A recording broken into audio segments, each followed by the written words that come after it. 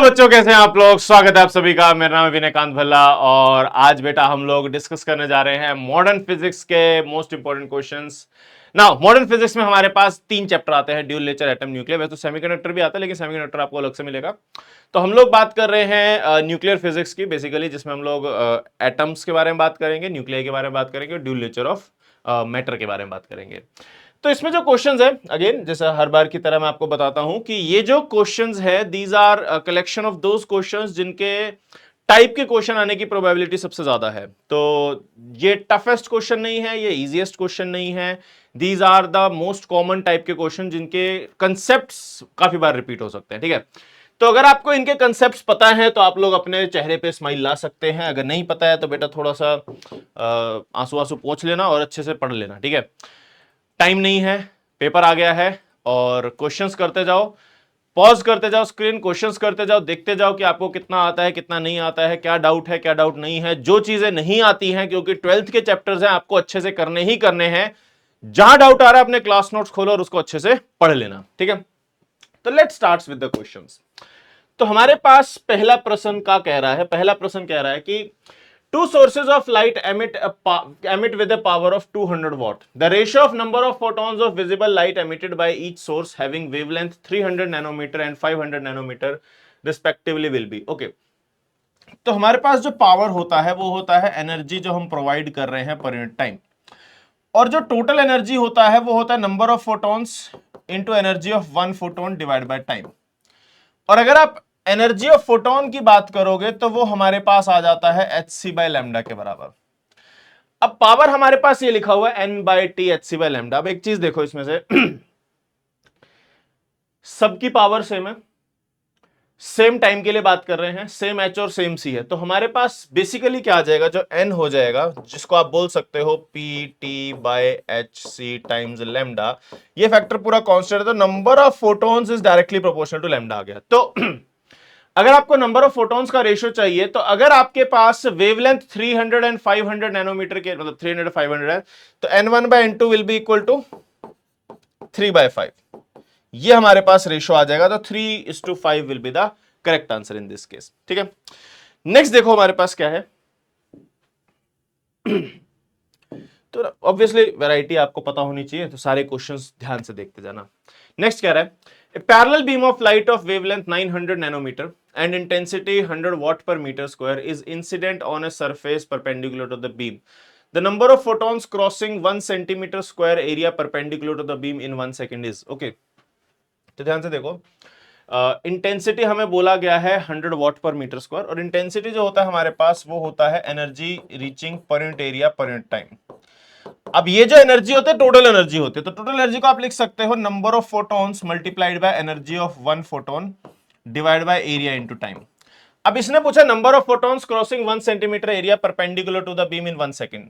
तो number of photons per second वो पूछ रहा है, और लेट्स से इसको हम स्मॉल एन से डिनोट करते हैं। तो स्मॉल एन की जो वैल्यू आ जाएगी वो आ जाएगी intensity into area upon energy of one photon.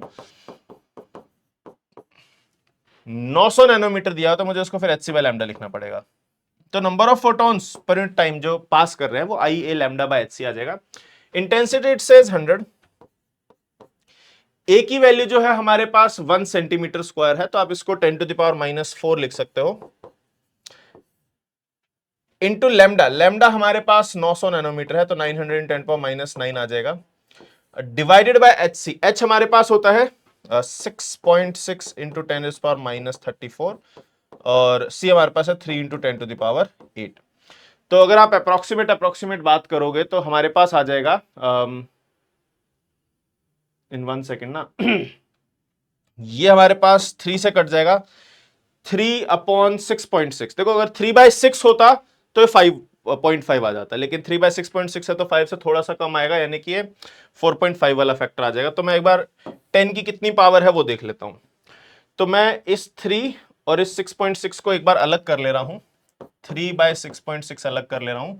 बाकी बचा हुआ फैक्टर देखो, 100 10 to the power 4 -4 10 to power -34 10 to power 8 10 to power -9। तो हम ऐसे कर सकते हैं, 9 जब नीचे आएगा और 4 जब नीचे आएगा, 9 और 4 हमारे पास 13 हो गया, 13 और 8 हमारे पास हो जाएगा 8 9 10 11 21। तो 34 में से 21 अगर जाएंगे तो हमारे पास ये आ जाएगा 13, तो ये आ जाएगा 100 इंटू 10⁻13, और ये 900 है तो ये 300 लिखा हुआ है, तो एक 100 और आएगा। ये 100 हमने काउंट कर लिया, ये 10⁻4 -9 8 और -34 काउंट कर लिया, और 2 जीरो और काउंट कर लिए। तो ये हमारे पास आ जाएगा, अगर मैं इसको यहां पर ले आता हूं, 30 डिवाइडेड बाय 6.6 इंटू 10⁻13 14 15 16 16 आ जाएगा। तो ये हमारे पास आ जाएगा 4.5 इंटू 10⁻16 के बराबर। तो 4.5 10⁻16 ऑप्शन 2 हो जाएगा। तो आपको बहुत ज्यादा कैलकुलेशन करने की जरूरत नहीं, लेकिन हाँ 10 की पावर देखो ना, इसने 16 17 20 तीनों दे दिया। अब आप एक छोटी सी भी मिस्टेक करोगे तो आप आंसर गलत निकाल दोगे। इस चीज का ध्यान आपको यहां पर रखना पड़ेगा, ठीक है। नेक्स्ट देखो क्या होगा, next question. The de Broglie wavelength of a proton and an alpha particle are lambda and 2 lambda respectively. The ratio of velocities of proton and alpha particle will be. Okay, तो एक बार ऐसे बात कर लेते हैं। लैम्डा हमारे पास होता है h अपॉन एम वी, तो अगर आप यहाँ पे v की बात करोगे वो हो जाएगा h upon M times lambda.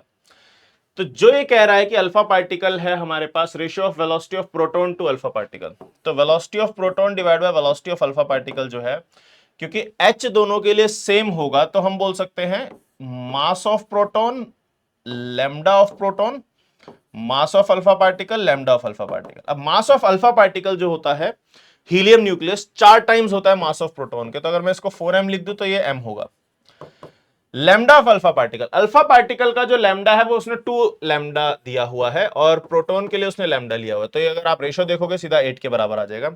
तो जो स्पीड का रेशो हो जाएगा वो 8 हो जाएगा, तो 8:1 will be the correct answer, ठीक है। तो बेटा फॉर्मूला पे बात है, ज्यादा इसमें कुछ और मेहनत नहीं है। फॉर्मूलाज अगर आपको आते हैं, थोड़ी सी प्रैक्टिस अगर आपने की है, तो सारे क्वेश्चन हो जाएंगे, ठीक है।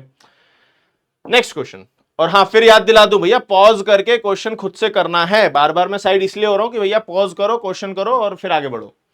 इसने बोला था ratio of wavelength of proton and deuteron accelerated by potential difference VP and VD is 1:√2, then ratio of VP to VD will be. Okay, lambda का रेशियो दिया हुआ है और पोटेंशियल का रेशियो पूछा हुआ है, तो हमारे पास जो लैम्डा होता है h अपॉन एम वी, उसको आप लिख सकते हो 2 times m into Q into V के बराबर। तो यहां से जब आप पोटेंशियल डिफरेंस निकालोगे वो आ जाएगा h² upon 2m charge into lambda का स्क्वायर। ये पोटेंशियल दिया हुआ है इन टर्म्स ऑफ ये सारी वैल्यूज। अब क्योंकि हमारे पास h और 2 कांस्टेंट है, तो m q और लैम्डा स्क्वायर के इनवर्सली प्रोपोर्शनल हो जाएगा।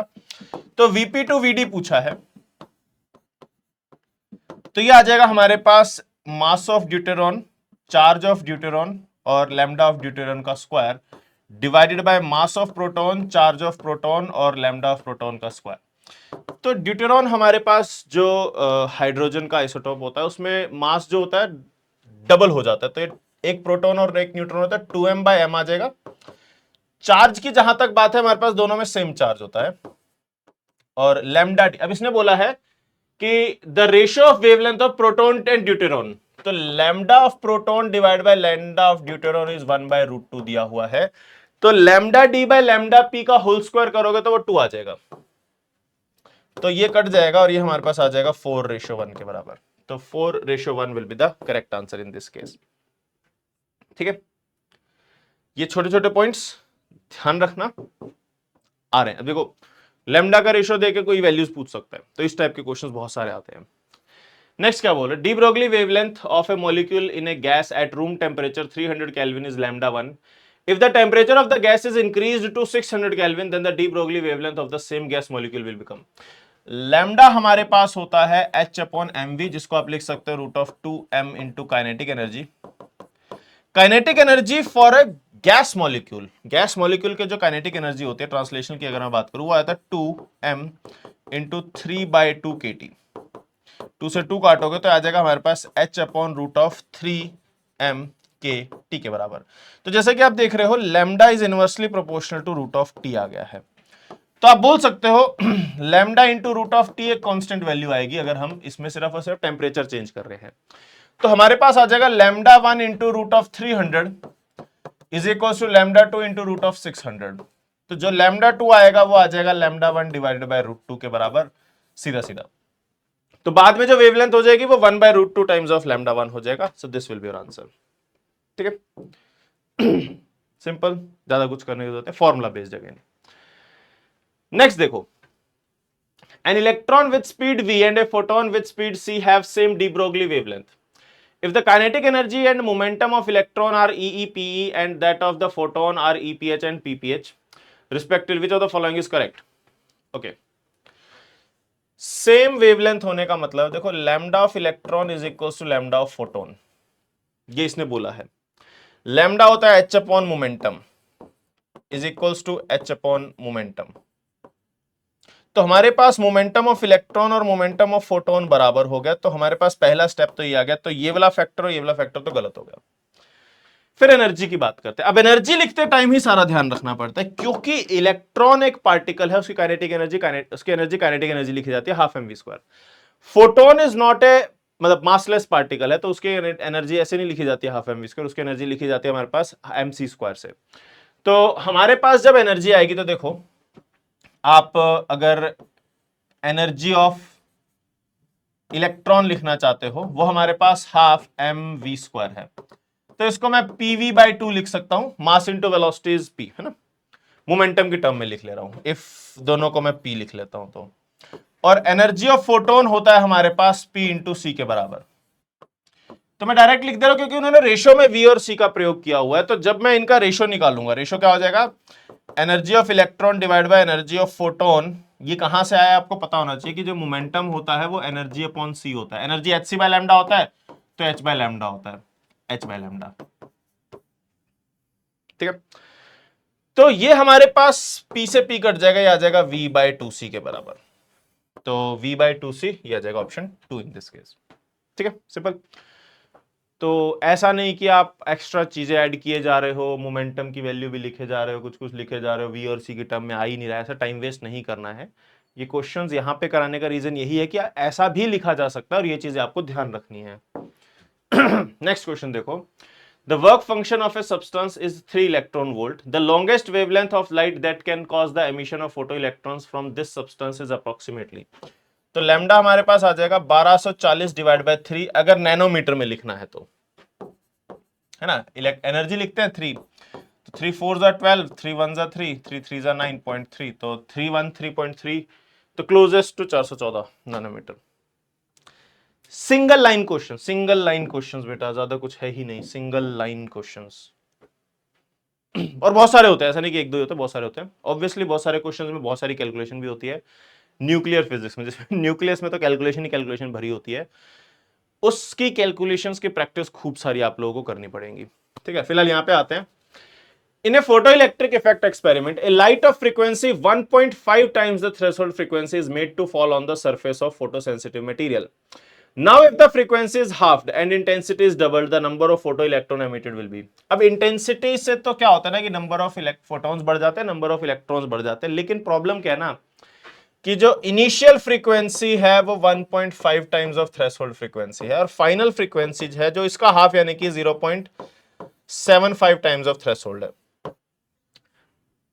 अगर फाइनल फ्रीक्वेंसी थ्रेशोल्ड से भी कम हो गई तो कोई फोटो इलेक्ट्रिक इफेक्ट नहीं होगा, और अगर कोई फोटो इलेक्ट्रिक इफेक्ट नहीं होगा तो हमारे पास कोई इलेक्ट्रॉन बाहर आएगा नहीं, तो नो, जीरो हमारे पास आ जाएगा इस केस में, ठीक है। नेक्स्ट देखो, two identical photo cathodes receive light of frequency f1 and f2 if the velocities of the photoelectrons of mass m coming out are respectively v1 and v2, then अभी तो आपको पता ही होगा कि हमारे पास जो HF होता है वो होता है वेव फंक्शन प्लस में हाफ mv स्क्वायर। तो अगर आप HF1 की बात करोगे हाफ mv1 का स्क्वायर आ जाएगा, जब आप HF2 की बात करोगे ये हमारे पास आ जाएगा हाफ mv2 का स्क्वायर, मैक्सिमम स्पीड जो है। तो बस इनका डिफरेंस ही उसने पूछा, मेरे ख्याल से h into f1 minus f2 जो हो जाएगा half m into v1 square minus v2 square, तो f1 minus f2 half m v1, तो ये आ जाएगा। तो प्लस में तो हमारे पास फाई कटेगा नहीं, इधर प्लस लिखा हो इधर माइनस लिखा हो तो गलत हो जाएगा, तो ऐड में तो फाई कट ही नहीं रहा है, तो फर्स्ट ऑप्शन सीधा सीधा, ठीक है। नेक्स्ट देखो, for a certain metal new is 5 times of new not and the maximum velocity coming out of photoelectrons is this much. If nu is 2 times of nu naught, the maximum velocity of photoelectrons will be, मतलब nu naught is your threshold frequency and nu is your frequency. अब मुझे पता है कि जो हम लोग energy या फोटोन भेजते हैं उसमें से अगर मैं वर्क फंक्शन को निकाल दूं तो हमारे पास के ई मैक्स होता है। अब मैं यहां पे लिख रहा हूं H nu minus H times nu not is equals to, speed की बात की गई ना तो मैं हाफ एम वी स्क्वायर ले रहा हूं, इसका मैं प्रयोग करने लगा हूं। तो ध्यान से देखना, पहले जो फ्रीक्वेंसी है वो 5 टाइम्स है, तो H times 5 nu not minus H times nu not is equals to half M v1 का स्क्वायर ले लेते हैं, तो मेरे पास आ जाएगा 4 times H nu not is equals to half M v1 का स्क्वायर। लेकिन अगर ये 2 न्यू नॉट हो जाएगा तो मेरे पास आ जाएगा h times 2 nu not minus h nu not is equals to half m v2 का स्क्वायर। अब ये सब्ट्रैक्ट करोगे तो h nu not is equals to half m v2 का स्क्वायर आ जाएगा। अब दोनों को डिवाइड कर दोगे तो आ जाएगा 4, दोनों को डिवाइड कर दे रहा हूं, 4 is equals to v1 square by v2 square. तो यहां से देखो हमें फाइनल वेलोसिटी चाहिए जो इनिशियल वेलोसिटी का हाफ आ जा रही है, और 8 की जगह 4 हो जाएगा, तो 4 into 10 to the power 6 meter पर सेकेंड, ये आंसर आ जाएगा। सिंपल। तो ध्यान रखना वही इक्वेशन आगे पीछे करके सॉल्व करनी पड़ेगी। अगला प्रश्न आपकी स्क्रीन पर, dish. Maximum kinetic energy of photoelectrons emitted from a metal surface when light of wavelength lambda is incident on it is 1 electron volt. Okay. When the light of wavelength lambda by 3 is incident on the surface, maximum kinetic energy becomes 4 times, यानी कि 4 electron volt. The work function of the metal is okay. हमारे पास जब हमने wavelength lambda रखी तो हमारे पास जो एनर्जी आई ये आई। जब हमने वेवलेंथ लैम्डा बाय 3 रखी तो हमारे पास जो एनर्जी है वो 4 गुना आई, यानी कि 4 इलेक्ट्रॉन वोल्ट। अब ऑब्वियसली मुझे इसमें से इसको सब्ट्रैक्ट करना है, तो मैं एक बढ़िया सा काम करता हूं, इसको 4 से मल्टीप्लाई कर देता हूं, इसको 4 से मल्टीप्लाई कर देता हूं, और इसको 4 से मल्टीप्लाई कर देता हूं, और minus minus minus this is H C by lambda, this minus this is 3 5, and ये हमारे पास 0 हो गया। तो 5 की जो वैल्यू आ गई मेरे पास वो आ गई एच सी बाय 3 लैम्डा। ठीक है, आपको क्योंकि 5 in terms of H C and lambda रखना था, तो ये दोनों टर्म्स बचनी चाहिए और ये कैंसिल होनी चाहिए।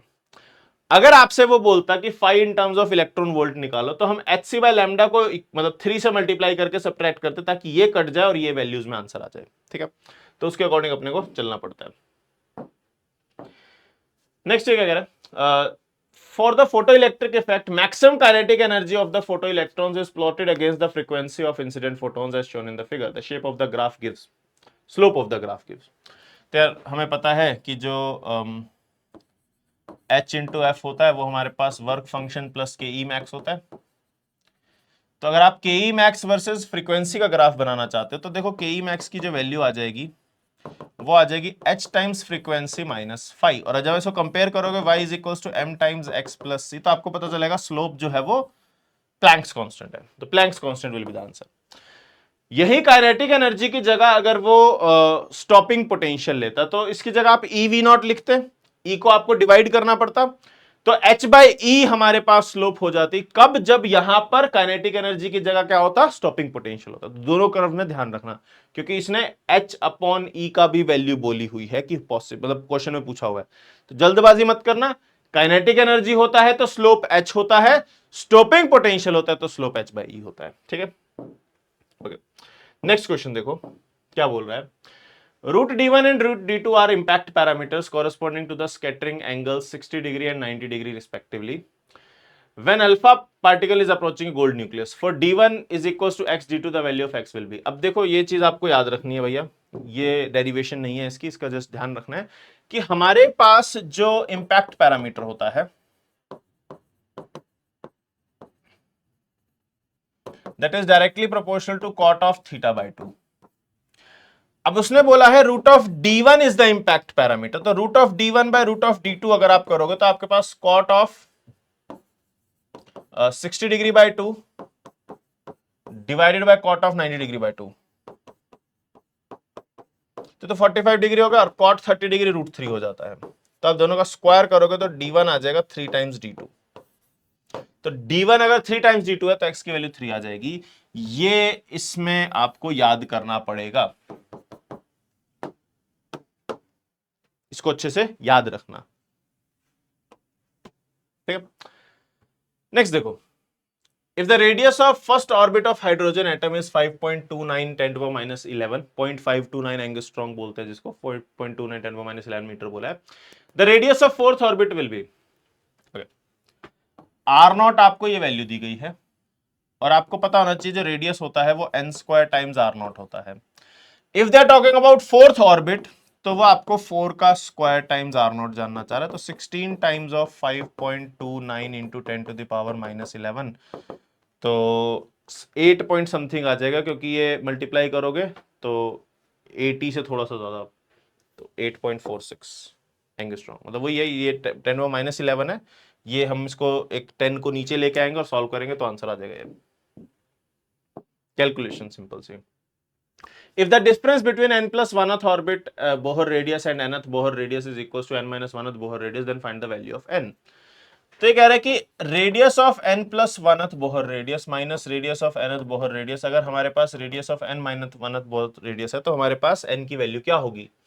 अब क्योंकि हमारे पास n स्क्वायर बाय z के प्रोपोर्शनल होता है तो आ जाएगा n प्लस 1 का होल स्क्वायर माइनस n का square is equal to n minus 1 का होल स्क्वायर। देखो वैसे तो आई जनरली प्रेफर इसको आप सॉल्व करो पूरा का पूरा, बट एक बढ़िया सी चीज आपको पता है कि एक का ही डिफरेंस है, और ये जो पाइथागोरस थ्योरम आपको दिख रही है n प्लस 1 का square is equals to n square plus n minus 1 का स्क्वायर, ये बेटा 5 का स्क्वायर इज इक्वल्स टू 4 का स्क्वायर प्लस 3 का स्क्वायर लिखा हुआ है, ये एक ज्यादा और ये एक कम, ये इसी में ही पॉसिबल है। तो n की वैल्यू हमारे पास सीधा सीधा 4 हो जाएगी, 4 विल बी द आंसर। आप स्क्वायर वेयर खोल के करना चाहते हो इट्स अप टू यू, लेकिन आपको पता ही है ना कि 3 4 5 एक एक का तो डिफरेंस है, एक n प्लस 1 है, एक n है और एक n माइनस 1 है, तो ये जैसा को दिख रहा है इसका स्क्वायर इक्वल टू इसका स्क्वायर प्लस इसका स्क्वायर, ये हमारे पास 3 4 5 में ही मिल पाता है और किसी में नहीं मिल पाता है, तो एक हमारे पास 5 होगा तो 4 होगा और 3 होगा, सीधा सीधा, तो n की वैल्यू 4 आ जाएगी उसके कॉरेस्पॉन्डिंग। ठीक है, नेक्स्ट क्या बोल रहे हैं, The energies of three conservative energy level L3, L2, L1 of hydrogen atom are E0, 4, E0 by 9 and E0 by 4 respectively। एक बार बना लेते हैं, एनर्जी लेवल्स इसने दिए हैं, तो मैक्सिमम एनर्जी E0, फिर 4 E0 by 9, फिर E0 by 4, तो A photon of wavelength lambda is emitted for a transition L3 to L1। अच्छा ये हमारे पास L3 है, ये हमारे पास L2 है और ये L1 है। ठीक है, जब L3 से L1 होता है, L3 से L1 होता है, तब जो फोटोन निकलता है उसकी वेवलेंथ हमारे पास लैम्डा होती है। What will be the wavelength of emission from L2 to L1? तो L2 से L1 के एमिशन में जो वेवलेंथ होगी लैम्डा डैश, वो कितना होगा। ठीक है, जो भी एनर्जी का गैप है उसकी वजह से फोटोन निकलेगा और उसकी कॉरेस्पॉन्डिंग एनर्जी होगी, तो आप सीधा लिखोगे, देखो HC बाय जो लैम्डा है वो हमारे पास E0 माइनस 4 E0 बाय 9 के बराबर है, तो हमारे पास 5 E0 बाय 9 है। HC बाय लैम्डा जो है वो E0 बाय 4 आएगा, not this, E0 minus E0 by 4, तो हमारे पास 3 E0 बाय 4 के बराबर है। और यहां से यहां HC बाय लैम्डा डैश है, तो HC बाय लैम्डा डैश अगर आप करोगे वो आ जाएगा हमारे पास 4 E0 by 9 minus E0 by 4, 4 E0 by 9 minus E0 by 4, तो ये कितना हो जाएगा 16 माइनस 9, ये आ जाएगा 7 E0 बाय 36 के बराबर। दोनों डिवाइड कर दो, ये आ जाएगा lambda dash by lambda is equal to 3 by 4 into 36 by 7, तो 4 9 जा, तो लैम्डा डैश आ जाएगा 27 लैम्डा बाय 7, सेकेंड ऑप्शन। तो इनका energy difference HC by lambda, इनका energy difference HC by lambda dash, दोनों को डिवाइड किया and we got your answer, और कुछ नहीं करना है इसमें। ठीक है, नेक्स्ट देखो क्या कह रहा है, magnetic moment of an electron in hydrogen atom due to revolution around nucleus is hs upon 2 pi, where h is Planck's constant and s is specific charge। तो इसने जो मैग्नेटिक मोमेंट m बोला है वो h e by 2 pi m लिखा हुआ है, basically ये हमें दिया हुआ है। स्पेसिफिक चार्ज होता है चार्ज पर यूनिट मास है ना, e by m होता है। काइनेटिक एनर्जी पूछा है, अब देखो ध्यान से, हमारे पास जो m बाय l होता है वो e बाय 2m के बराबर होता है, और m की वैल्यू जो होती है वो होती है e by 2m times NH upon 2 pi. तो ये हमारे पास बेसिक फॉर्मूला होता है और ये उसने दिया हुआ है, तो यानी कि ये दोनों को कंपेयर करके मुझे n निकालना पड़ेगा। तो मेरे पास आ जाएगा HE divided by 2 pi m is equals to n times HE divided by 4 pi m। तो 2 पाई m से 2 आ जाएगा, HE से HG कट जाए, तो n की वैल्यू हमारे पास 2 आ गई। n की वैल्यू 2 आने का मतलब है कि जो हाइड्रोजन एटम है उसमें इलेक्ट्रॉन कौन से ऑर्बिट में होगा, 2 में होगा। तो अगर ऑर्बिट सेकंड में है तो हमें इसने काइनेटिक एनर्जी पूछा, और kinetic energy is equal to magnitude of total energy. तो काइनेटिक एनर्जी, क्योंकि मैग्नीट्यूड ऑफ टोटल एनर्जी होता है, तो वो सेकंड ऑर्बिट में 3.4 इलेक्ट्रॉन वोल्ट हो जाता है। पहले में तो 13.6 होता है, फिर 13.6 बाय 4 हो जाता है, तो 3.4 आ जाएगा। 3.4 electron volt will be the energy. ठीक है, नेक्स्ट देखो, which series of hydrogen atom lie infrared region. अब ये क्वेश्चन लाने का रीजन है, वैसे तो पीवाईक्यू नहीं है, लेकिन लाने का रीजन है ताकि आपको मैं इंफॉर्मेशन दे सकूं। ये हमारे पास यूवी रीजन होता है, ये हमारे पास विजिबल रीजन होता है, और ये हमारे पास इंफ्रारेड रीजन होता है। ये चीजें ध्यान रखना, याद कर लो इस चीज को। Lyman, Balmer, Paschen, Brackett, Pfund जो होते हैं, Lyman is UV, Balmer is in visible region, और Brackett, Paschen, Pfund is infrared. तो थर्ड ऑप्शन इस केस में आ जाएगा। ठीक है, ये पीवाईक्यू नहीं है, बट स्टिल आपको पता होना चाहिए। नेक्स्ट क्वेश्चन, ये भी पीवाईक्यू नहीं है, लेकिन बाल्मर लाइमन सीरीज के ना ज्यादा क्वेश्चन दिखे नहीं मुझे, तो इसलिए मैं एक क्वेश्चन लेकर आया हूं, क्योंकि ये चीज रहनी नहीं चाहिए, आपको पता होना चाहिए। If the longest wavelength of Balmer series of hydrogen atom is lambda, then shortest wavelength of Lyman series is. Okay, Balmer होता है जब n इज इक्वल टू 2 पे जाता है, और लाइमन होता है जब n इज इक्वल टू 1 पे आता है। तो जो लॉन्गेस्ट वेवलेंथ होगी वो कब होगी? हमारे पास लॉन्गेस्ट वेवलेंथ जो होगी, तो लॉन्गेस्ट वेवलेंथ का मतलब है फर्स्ट लाइन हम देखते हैं, फिर सेकंड लाइन देखते हैं, फिर हम थर्ड लाइन देखते हैं। तो ऐसे जो सबसे बड़ी लाइन होती है वो इन्फिनिटी से 2 के लिए आ जाएगी। तो इन्फिनिटी से 2 के लिए जो हमारे पास आ रहा है उसके कॉरेस्पॉन्डिंग जो वेवलेंथ है वो लैम्डा है। और ये जब बात कर रहा है शॉर्टेस्ट वेवलेंथ, एक सेकंड, सॉरी, लॉन्गेस्ट वेवलेंथ है ना, तो सबसे बड़ी वेवलेंथ, सॉरी, ऐसे देखो, ये सबसे बड़ी वेवलेंथ की बात कर रहा है। तो सबसे बड़ी वेवलेंथ कब होगी? लैम्डा मैक्सिमम कब होता है? जब एनर्जी मिनिमम होती है। और एनर्जी मिनिमम कब होगी? जब आप 3 से 2 पे जंप करोगे। और 3 से 2 के कॉरेस्पॉन्डिंग उसने बोला है कि जो वेवलेंथ है वो लैम्डा है। वहीं अगर आप लाइमन सीरीज की बात कर रहे हो, वो शॉर्टेस्ट यानी कि मिनिमम वेवलेंथ की बात कर रहे हो, और वो होगा जब एनर्जी मैक्सिमम होगी, और एनर्जी मैक्सिमम होगी जब आप इंफिनिटी से 1 पर आओगे। तो उसके कॉरेस्पॉन्डिंग लैम्डा डैश की वैल्यू वो जानना चाह रहा है। पहले इस पे आओ। 1 बाय लैम्डा होता है r इंटू 1/2 का स्क्वायर माइनस 1/3 का स्क्वायर। तो कितना हो जाएगा? 1/4 माइनस 1/9, 5r बाय 36। और 1 बाय लैम्डा डैश क्या हो जाएगा? वो हो जाएगा r into 1/1 minus 1 by infinity. तो ये r के बराबर हो जाएगा। तो अगर आप इसको इक्वेट कर दोगे तो 1 by lambda is equals to 5/36 lambda dash. तो लैम्डा डैश हमें जो चाहिए वो 5 लैम्डा बाय 36 आ जाएगा। तो 5 lambda by 36, option 1 will be the correct answer. Longest wavelength, maximum wavelength चाह रहा है, एनर्जी मिनिमम, तो उससे जस्ट ऊपर वाले लेवल से नीचे आना है। लेकिन मिनिमम वेवलेंथ की जब बात कर रहा है तो मैक्सिमम एनर्जी की बात कर रहा है। मैक्सिमम एनर्जी के लिए उसको इंफिनिटी से 1 पर आना है। ठीक है, ओके। तो नेक्स्ट देखो,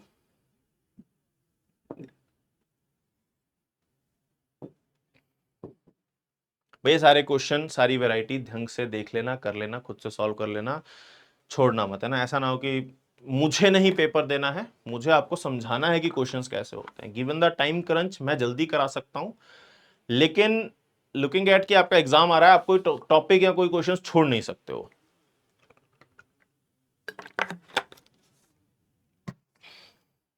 These problems will also form the foundation for your advance preparation. तो अगर आपको ये चीजें नहीं आएंगी तो बेटा आप एडवांस की प्रिपरेशन भी नहीं कर पाओगे। इस चीज का ध्यान रखना। ऐसे छोटे छोटे क्वेश्चन जो हमने अभी तक किए हैं, ये सारे के सारे आपको अच्छे से समझ में आने चाहिए और आपसे अच्छे से होने भी चाहिए। ठीक है, पॉज करके क्वेश्चन साथ साथ करते जाना, जल्दबाजी नहीं करना। नेक्स्ट क्वेश्चन देखो, a particle of mass small m moves in a circular orbit in a central potential field u is equal to u0 r की power 4। If Bohr's quantization condition are applied radii of possible orbitals vary with n की power 1 by alpha where alpha is. इसमें क्या होता है देखो, force जो लिया जाता है वो minus of D you by D R से सॉल्व किया जाता है। मैग्नीट्यूड ले लेते हैं हम लोग फोर्स का, तो D you by D R करो, वो आ जाएगा हमारे पास 4 यू नॉट आर क्यूब। तो सबसे पहली चीज जो की जाती है वो की जाती है कि फोर्स को M V square by R से कंपेयर करना। तो फोर्स क्योंकि हमारे पास 4 यू नॉट आर की power 3 is equals to M V square by R है, तो हमारे पास जो v आ जाएगा वो directly proportional to R square आ जाएगा। Why I did this is क्योंकि मुझे सिर्फ कंपैरिजन करना है r as a function of n, मुझे और कुछ नहीं करना, तो मैं वैल्यूज बाकी सारे कांस्टेंट को साइड कर सकता हूं, कोई दिक्कत नहीं है। दूसरे स्टेप हम लोग, इसने बोला है Bohr's quantization conditions are applied, और बोहर की क्वांटाइजेशन कंडीशन होती है कि हमारे पास जो एंगुलर मोमेंटम है वो h अपॉन 2 पाई का इंटीग्रल मल्टीपल है। Angular momentum is quantized, this is the quantization condition. तो हमारे पास M V R is equal to N H upon 2 pi आ जाता है। अब आप कंपैरिजन करो सीधे सीधा, v directly proportional to R square है, तो मैं बोल सकता हूं R square into R is directly proportional to N, तो R cube directly proportional to N हो जाएगा और are directly proportional to n की पावर 1/3 हो जाएगा। सिंपल, और कुछ भी नहीं। m कांस्टेंट है उसको हटा दो, h अपॉन 2 पाई कांस्टेंट उसको हटा दो, तो vr is directly proportional to n और v खुद r स्क्वायर के प्रोपोर्शनल है, तो r cube is directly proportional to n आ जाएगा। तो r की प्रोपोर्शनल टू n की पावर 1 बाय अल्फा है, तो अल्फा की वैल्यू हमारे पास 3 आ जाएगी। सिंपल, ठीक है, ओके। तो ये तो भाई अपना एटम, तो ड्यूल नेचर और एटम ये वैरायटी होती है। ऑब्वियसली और भी क्वेश्चन होते हैं, लेकिन टफ क्वेश्चन एडवांस में होते हैं, मेंस में टफ क्वेश्चन नहीं होता। मेंस में यही चीज रहती है, जो बेसिक फॉर्मूला है उसका प्रयोग होता है। ग्राफ्स आप लोग अच्छे से देख लेना, हर चीज के ग्राफ्स आपको पता होने चाहिए। प्रीवियस ईयर में नहीं आए डजंट मीन कि आगे नहीं आएंगे। ग्राफ्स आपको पता होने चाहिए, कैसे कैसे क्वेश्चन पूछ सकते हैं, क्या क्या वैल्यू होती है, इक्वेशन कैसे होती है, वो सब चीजें आपको अच्छे से मालूम होनी चाहिए। नेक्स्ट देखो, नेक्स्ट ये कह रहा है कि अब न्यूक्लियाई स्टार्ट हो रहा है, और न्यूक्लियाई से भी इजी क्वेश्चन ही आते हैं। हाँ, न्यूक्लियाई में मैं ये बोल सकता हूँ कैलकुलेशन तो होती है, देखो बिना कैलकुलेशन के काम नहीं चलता न्यूक्लियाई में, तो देखते जाओ। Mass number of 2 nuclei are in the ratio 4:3, the nuclear densities will be in the ratio. अब डेंसिटी उसने पूछा, डेंसिटी हमारे को पता है कि हमेशा कांस्टेंट रहती है, तो रेशियो 1:1 के बराबर होगा। ये भी पूछा है, आप कहोगे सर आसान क्वेश्चन, लेकिन ये पूछा है और डेंसिटी पे इतनी बार पूछा है। अब देखो मैं ना बहुत सारे क्वेश्चन एक ही टॉपिक पे नहीं लाता हूं। व्हाट आई डू इज, मैं देखता हूं कि इस टॉपिक पे सबसे मोस्ट कॉमन क्वेश्चन कौन सा है। अगर एक ही मोस्ट कॉमन क्वेश्चन है तो वो एक लाता हूं, दो होते हैं तो दो लाता हूं, तीन होते हैं तो तीन लाता हूं, जैसे जैसे उसकी रिक्वायरमेंट होती है वैसे वैसे मैं क्वेश्चन उठा के लाता हूं। इसमें इतनी बार 1:1 पे क्वेश्चन आया कि 1:1 तो आपको पता ही होना चाहिए कि भैया डेंसिटी सेम रहती है। उसके अलावा ये और जरूर आता है कि the mass number of nucleus having radius equal to half of the radius of nucleus with mass number 192 is.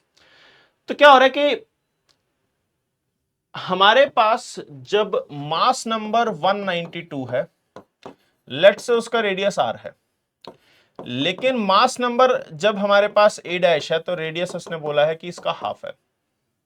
तो बताओ इस केस में क्या होगा, मतलब जब रेडियस हाफ हो जाएगा तो मास नंबर को क्या होगा। तो आपको सिर्फ इतना समझना है, क्योंकि r is equals to r naught A की पावर 1/3 होता है, तो a will be directly proportional to r की पावर 3।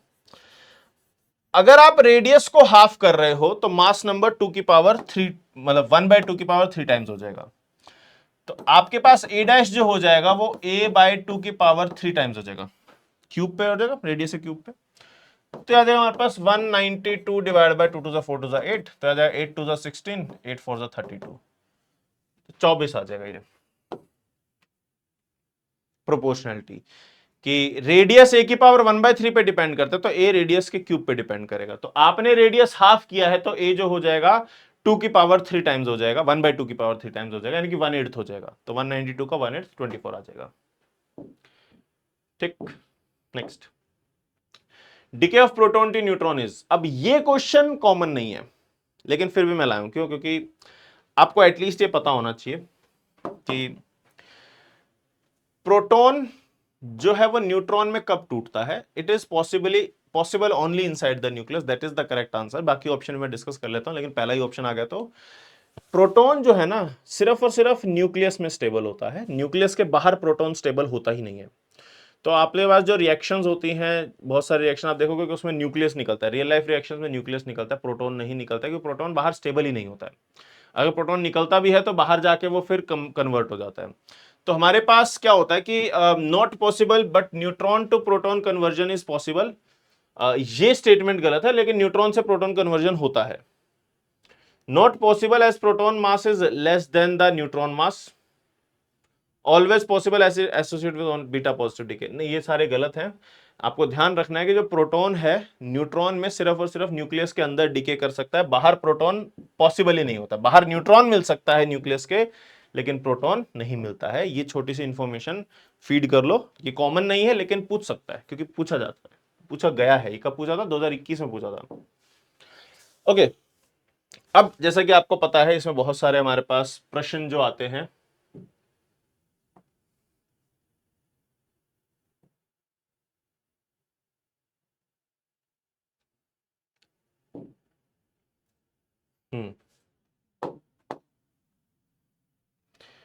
चल जाओ भैया। ठीक है, बहुत सारे क्वेश्चन जो हमारे पास आते हैं वो आते हैं हमारे पास कैलकुलेशन बेस्ड आते हैं। ठीक है, तो कैलकुलेशन मैं आपको बता दूं, मैं यहाँ पे कैलकुलेटर यूज करूँ क्योंकि मुझे फिलहाल आप लोगों को समझाना है। लेकिन बड़ी सीधी सी बात है, आप लोगों को हर एक क्वेश्चन जिसमें भी कैलकुलेशन दिख रही है ना, अगेन बोल रहा हूँ कि might be the last chance कि आप बैठ के प्रैक्टिस कर रहे हो न्यूक्लियाई की। तो आपके पास जितने भी क्वेश्चन आएंगे, 5-6 क्वेश्चन जितने भी क्वेश्चन है, वो सारे के सारे आप लोग खुद से सॉल्व करेंगे, खुद से कैलकुलेट करेंगे, खुद से मल्टीप्लाई करेंगे, चाहे वो कितनी बड़ी ही कैलकुलेशन क्यों ना हो। अगर आप वो कैलकुलेशन नहीं करोगे तो बेटा आता हुआ क्वेश्चन वहां पर आप छोड़ दोगे, आलस के मारे, लैक ऑफ प्रैक्टिस के मारे या लैक ऑफ कॉन्फिडेंस के मारे। तो अभी जो क्वेश्चन कर रहे हैं उसको ढंग से कर लेना ताकि हमारा काम हो जाए। ठीक है, और अगर ये हमें काम करने दे तो बहुत ही खुशी होगी हमें। चलता रहा है। चलो देखो हम क्वेश्चन करते हैं। Mass of proton, neutron and helium nucleus are respectively this binding energy of helium nucleus. अब हीलियम न्यूक्लियस क्या होता है ना, ये होता है।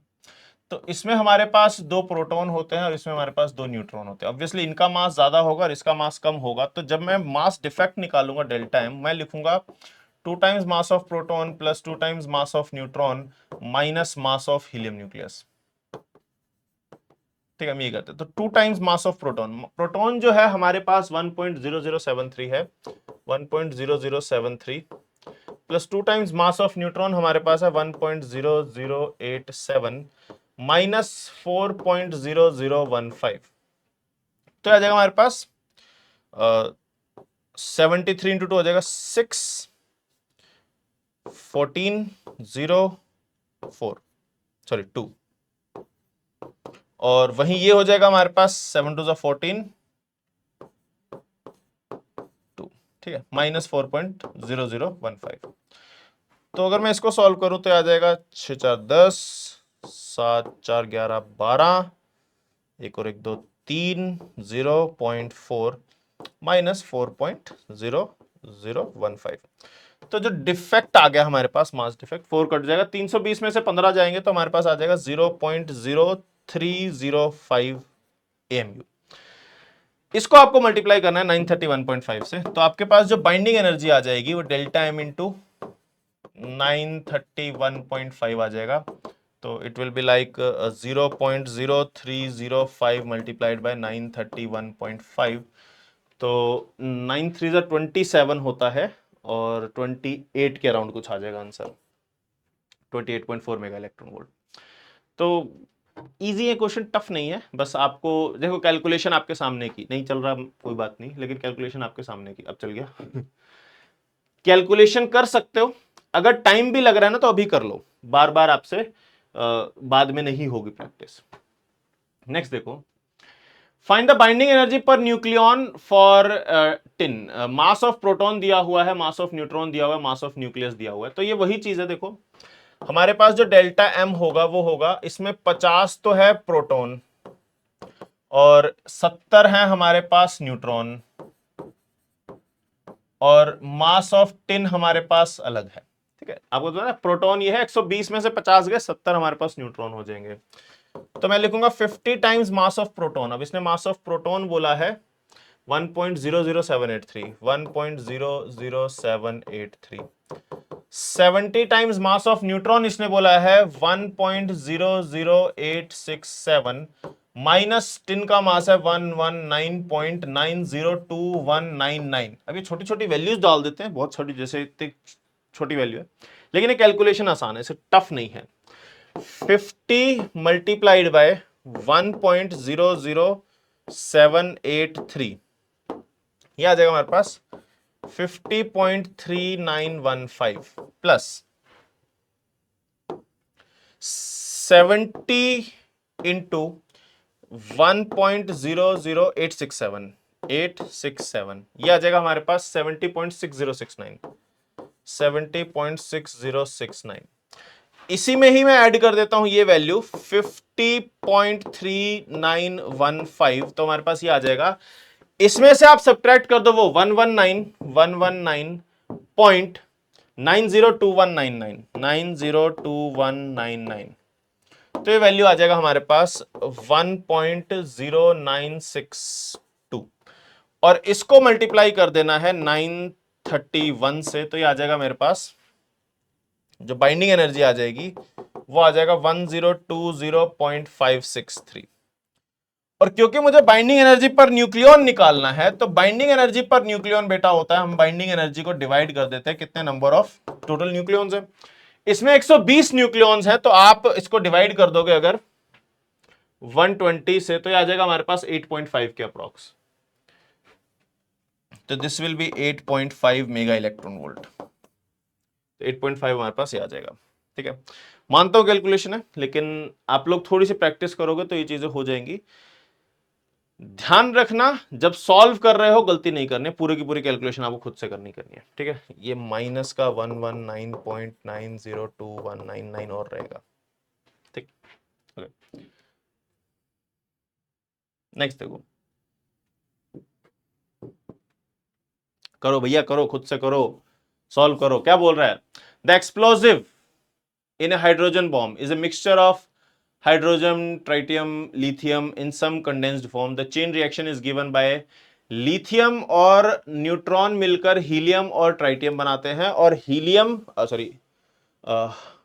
ड्यूटेरॉन है ना, ड्यूटेरॉन और ट्राइटियम मिलकर हमें हीलियम और न्यूट्रॉन देते हैं। During the explosion the energy release is approximately given mass of lithium, mass of deuteron और मास ऑफ अल्फा पार्टिकल दिया हुआ है, और 1 AMU दिया हुआ है, 931.5 mega electron volt. Lithium plus neutron H helium और ट्राइटियम दे रहे हैं।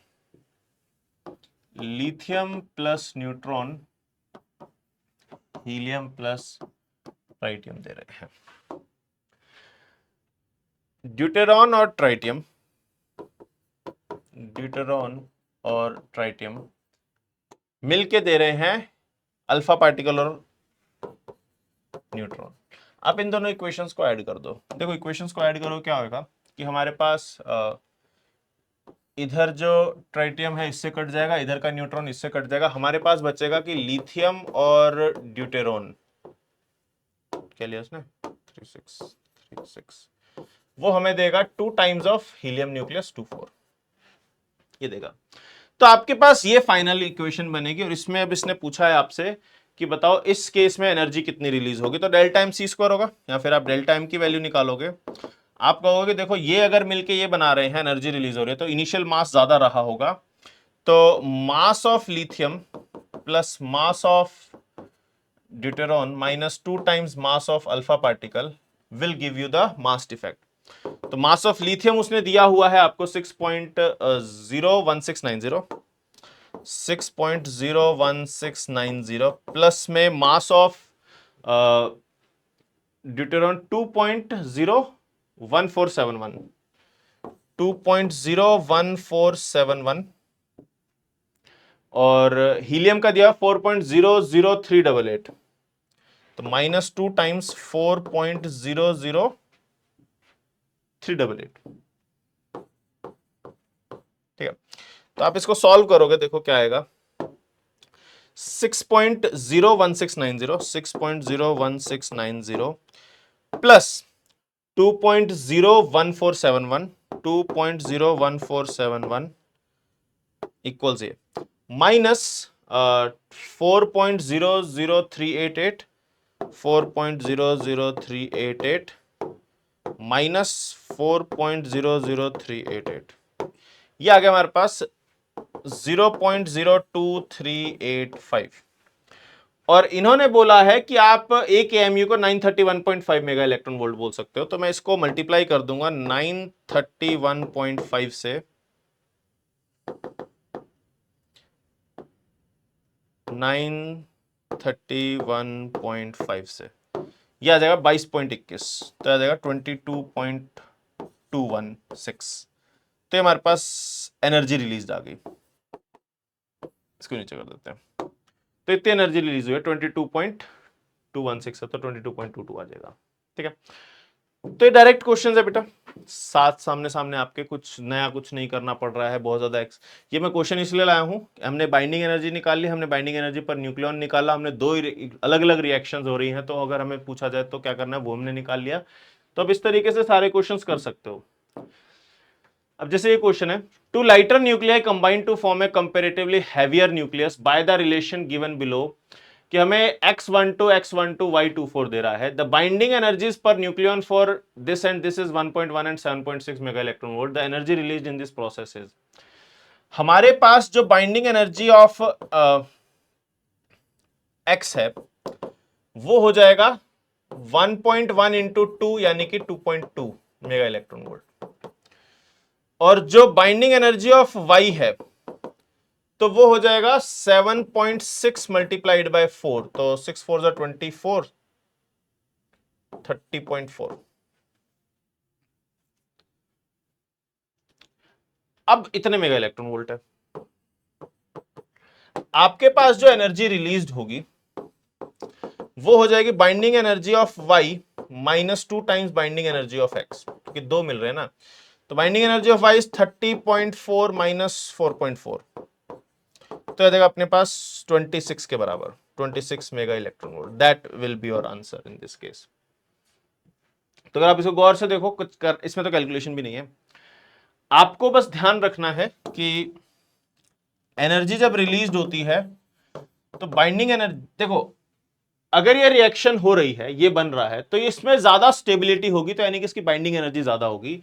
तो बाइंडिंग एनर्जी ऑफ प्रोडक्ट में से binding energy of reactant subtract करते हैं, ये भी ध्यान रखना। तो हमने ये जो क्वेश्चन मैं लेके आया हूं, क्योंकि इसमें देखो वैरायटी खूब सारी है, कुछ नहीं करना होता भाई। ऐसे क्वेश्चन 4 5 6 क्वेश्चन ऐसे थे जो मैं सारे डिलीट किए हैं। सेम चीज इधर एक्स वाई दिया हुआ है, उसमें कभी लिथियम विथियम दे दिया, कभी कुछ दे दिया, कभी कुछ दे दिया, लेकिन सब में क्या हो रहा था, इसकी बाइंडिंग एनर्जी पर न्यूक्लियन दे दिया, इसकी बाइंडिंग एनर्जी पर न्यूक्लियन दे दिया, इसकी बाइंडिंग एनर्जी पर न्यूक्लियन दे दिया, और एनर्जी रिलीज पूछ लिया। तो आपको बस इतना करना है, total binding energy of the product minus total binding energy of the reactant. पहले ये अनस्टेबल थे, बाद में स्टेबल हुए, तो बाद में बाइंडिंग एनर्जी ज्यादा रही होगी, पहले ने बाइंडिंग एनर्जी कम रही होगी, तो बाद की बाइंडिंग एनर्जी में से पहले की बाइंडिंग एनर्जी आपको सब्ट्रैक्ट करनी होती है। ठीक है, ये चीजें ध्यान रखना। नेक्स्ट क्या है, अब ये होमवर्क के लिए क्वेश्चन है सही बताऊं तो, लेकिन मैं आपको इसका थोड़ा आइडिया जरूर दे रहा हूं कि करना क्या है इसमें। ये बोल रहा है if 3 helium nuclei combine to form a carbon nucleus then the energy released in this reaction is. 3 helium nuclei मिलके कार्बन बना रहे हैं, तो हमें बताना है कितनी एनर्जी। अब जो इसका डेल्टा एम होगा ना, वो होगा 3 times mass of helium minus mass of carbon. अब क्या होता है ना कि 3 टाइम्स मास ऑफ हीलियम, तो इसमें बोल दिया 4.002603। कार्बन का मास हम लोग सीधा सीधा 12 ही लेके चलते हैं, 12 एटॉमिक, क्योंकि एटॉमिक मास यूनिट डिफाइन ही ऐसे किया गया ना कि 1 एटॉमिक यूनिट इज कार्बन 12, जो हमारे पास एटम है उसका 1/12 होता है। तो अगर ऐसा है तो आप सीधा सीधा करो कि 3 टाइम्स 4.002603 माइनस 12, यह आ जाएगा 0.007809, और इसको 931 से मल्टीप्लाई कर दो, यह आ जाएगा 7.27 जो एनर्जी है, जो एनर्जी रिलीज हो रही है। तो इसने जो बोला है कितने mega electron volt energy release हो रही है इंटू 10⁻², तो अप्रोक्सीमेटली निकाल लो फिर।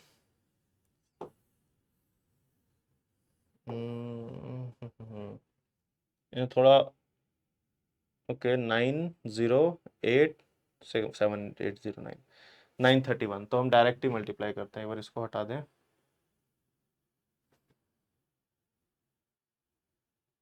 अरे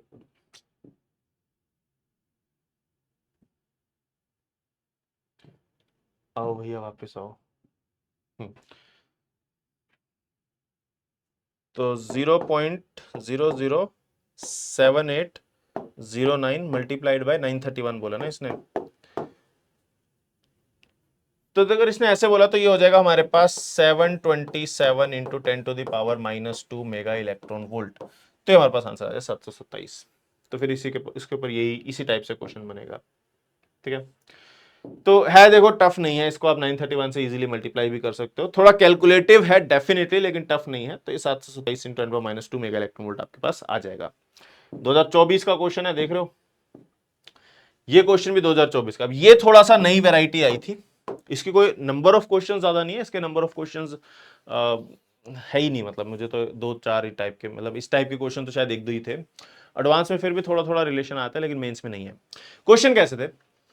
In a nuclear fission reaction of an isotope of mass m, 3 similar daughter nuclei of same mass are formed. The speed of daughter nuclei in terms of mass defect delta m will be. देखो इसमें क्या हो रहा है कि हमारे पास एक बड़ा मास था कैपिटल एम, और जब वो डिके होता है या टूटता है तो हमारे पास 3 मास बनेंगे, और तीनों इस तरीके से जाएंगे कि इनिशियल मोमेंटम 0 था तो फाइनल मोमेंटम भी 0 रहे। तो तीनों की स्पीड सेम होगी, तीनों का मास सेम होगा, m/3 m/3 और m/3। अब हुआ क्या है कि यहां से यहां होने में कुछ एनर्जी रिलीज हुई है, Q वैल्यू। वो जो एनर्जी रिलीज हुई है वो delta m into C square के बराबर होगी। तो आप सीधा सीधा बोल सकते हो कि जो भी एनर्जी रिलीज हुई है वो तीनों की काइनेटिक एनर्जी में गई है। तो तीनों की काइनेटिक एनर्जी जो है वो है half m into v square के बराबर। तो आप यहां से 3 से 3 काटो, जो हमारे पास स्पीड आ गई है वो आ गई है 2q/m का स्क्वायर रूट। और अगर आप Q की वैल्यू की बात करो तो वो delta m into C square होगा। तो 2 delta m by m into C square, ये आ जाएगा ऑप्शन 3। ठीक है, तो ये सिंपल। अब देखो ये तो डायमेंशनली ही गलत है, ये रूट सी के डायमेंशन है, it should have dimension of C. तो वो ठीक है डायमेंशनली, वो भी डायमेंशनली गलत है। तो ये डायमेंशनली गलत है, ये डायमेंशनली गलत है। 3 और 2 में से 2 आएगा हमारे पास। ठीक है, तो देख रहे हो ना क्या हो रहा है। अब मैंने इसको ऐसे ही क्यों दिखाया कि इधर ये इधर इधर, ताकि मोमेंटम भी हमारे पास कंजर्व रहे। तीनों जो की जो वेलोसिटी है वो 120 डिग्री पे सेम होनी चाहिए, मास सेम है तो स्पीड सेम है, और direction should be like this 120 120 120, so that net momentum 0 हो। तीनों में इक्वल मासेस में बट रहा है तो इक्वल स्पीड में भी बटेगा, इक्वल स्पीड हो जाएगी। तो हमारे पास इस तरीके से डायरेक्ट आप निकाल सकते हो। ये क्वेश्चन ध्यान रख, इस टाइप के क्वेश्चन हो सकते हैं आ जाएं, क्योंकि इससे पहले नहीं आए थे, अब ये पहली बार स्टार्ट हुआ, तो मे भी इस टाइप के क्वेश्चन आ जाए इस बार। ठीक है, एक क्वेश्चन ये भी है कि nucleus of mass m emits gamma ray photon of frequency h nu, the loss of internal energy by the nucleus is. तो हमारे पास एक न्यूक्लियस है जिसका मास कैपिटल M है, ये क्या करता है, गामा रे निकालता है जिसके फ्रीक्वेंसी h न्यू। तो क्या होगा देखो, ये इस तरफ मान लो v स्पीड से जा रहा है, और ये इस तरफ हमारे पास फ्रीक्वेंसी न्यू से जा रहा है। The loss in internal energy by the nucleus is. तो क्या हुआ कि जो इसके अंदर एनर्जी थी वो इसकी काइनेटिक एनर्जी और इसकी कुछ अमाउंट, कुछ फ्रैक्शन ऑफ एनर्जी इसकी काइनेटिक एनर्जी और इसकी एनर्जी में चला गया। तो इसके पास कितनी एनर्जी है, हाफ m v स्क्वायर, और इसके पास कितनी एनर्जी है, h न्यू के बराबर, h E1 और E2 ले लेते हैं। अब क्या है ना, क्योंकि है तो ये एक सिस्टम ही, यहां से यही तो बना है, अंदर से ही तो निकला है, तो मोमेंटम भी कंजर्व होगा। तो आप mv की जगह h न्यू बाय c भी लिख सकते हो।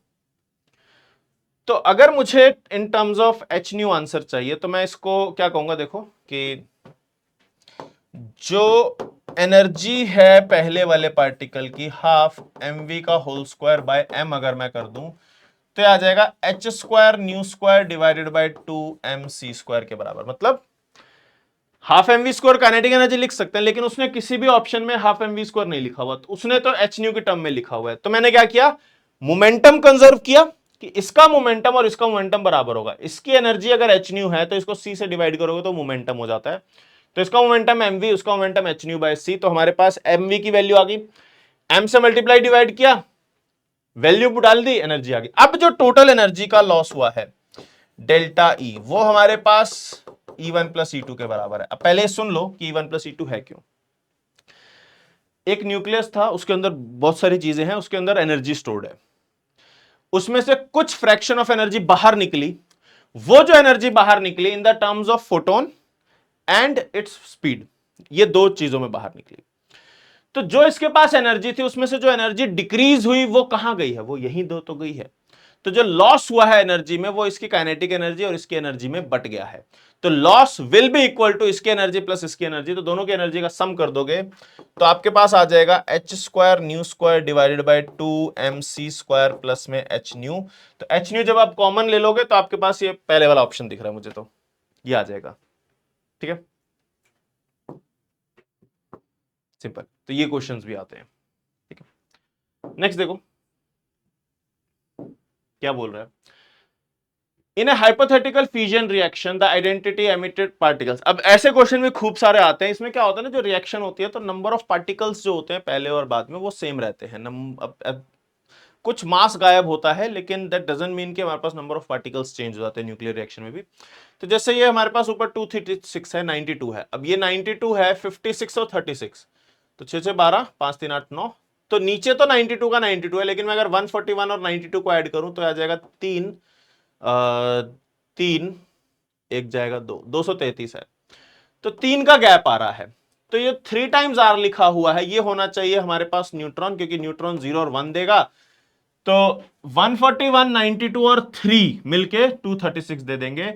92 और 92 तो यहां हो ही चुका, तो यहां पे नीचे 0 आना पड़ेगा, क्योंकि यहां पर हमारे पास प्रोटॉन नहीं हो सकता है, तो हमारे पास ये न्यूट्रॉन हो जाएगा। तो answer will be neutron in this case. ऐसे बहुत सारे केस आते हैं। पहले तो अल्फा बीटा गामा के बारे में पूछा था, अब अल्फा बीटा गामा के बारे में भी पूछ सकता है कि ये रिएक्शन हो रही है, बताओ कितने अल्फा डीके हुए, कितने बीटा डीके हुए। तो उन सबके रिएक्शंस में ध्यान रखना कि अल्फा बीटा डीके कैसे कैसे दिए हुए हैं।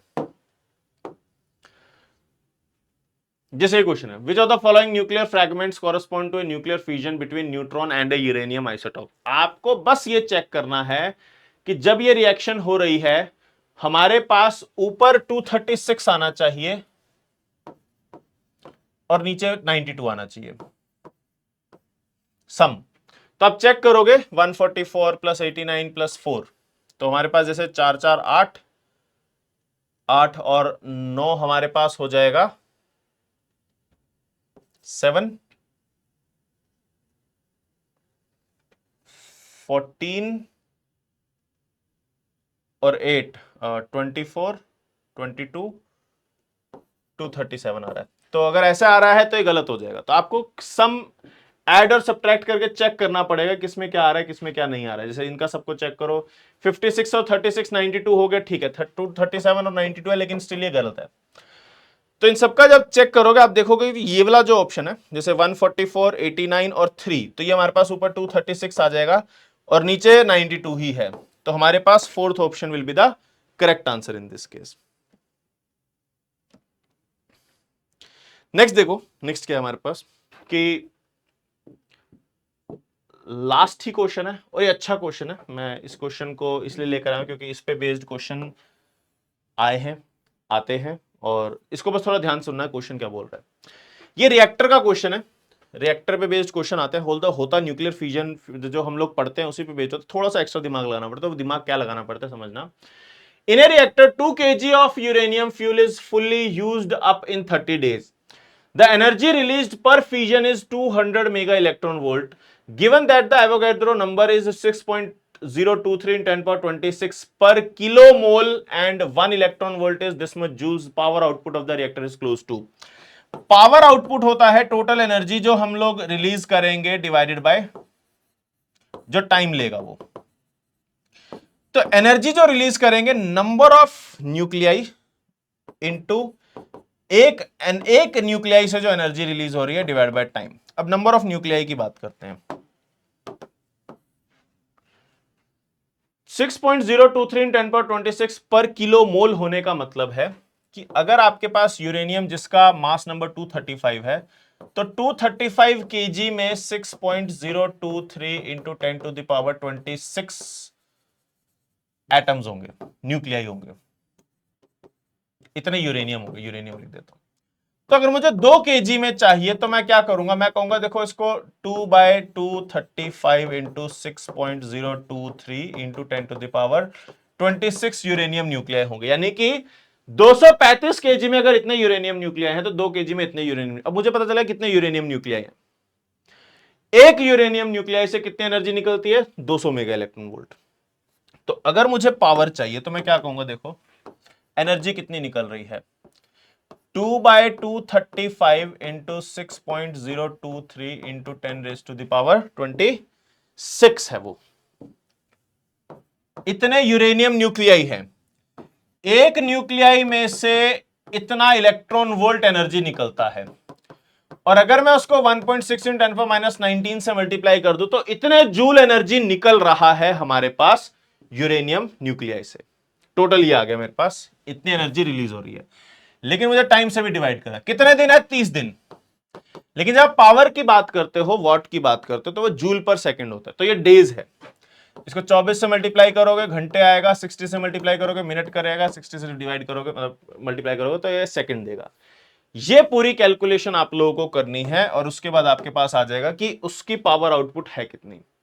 ये मेगावाट में दिया हुआ है, ठीक है। तो इसका जो आंसर आएगा, आप लोग क्रॉस चेक कर लेना, इसका आंसर आएगा हमारे पास, एक सेकेंड, 235